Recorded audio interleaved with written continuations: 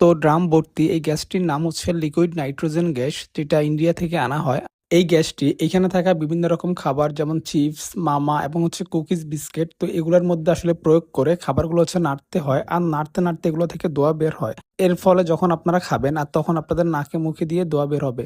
এই গ্যাসটা হচ্ছে বাতাসের সাথে সাথে বাষ্পে পরিণত হয়, উড়ে চলে যায়। তো এই গ্যাসটি আসলে কতটুকু স্বাস্থ্যসম্মত সেটা নিয়ে আমি একটু কনফিউজড। আর এইভাবে রাস্তার মধ্যে খাবারের সাথে গ্যাস এড করে সেল করা, এটা আসলে প্রশাসন কতটুকু পারমিশন দিয়েছে সেটা আমার জানা নাই। তো যেহেতু খাবারটা নতুন আসছে বাংলাদেশে, সেজন্য আমি ভাবলাম এটি একটু খাই, আর খেয়ে হচ্ছে এটা টেস্ট সম্পর্কে বা এটা সম্পর্কে বিস্তারিত আপনাদের সাথে শেয়ার করি। আর এটার লোকেশনটা যদি বলি, এটা হচ্ছে আপনার টিএসসির পাশে যে সোহরাওয়ার্দী উদ্যানের যে গেটটা রয়েছে, সেই গেটটা দিয়ে ভিতরে প্রবেশ করলেই আপনারা দেখতে পারবেন কুইক বাইট স্মোক দোকানটি। আর একটু সামনে আগালেই কিন্তু আপনারা লেমন সোডার দোকানটিও দেখতে পারবেন। তো এইভাবে আপনারা চাইলে কিন্তু একসাথে টিএসসি তে এসে সোহরাওয়ার্দী উদ্যানে প্রবেশ করে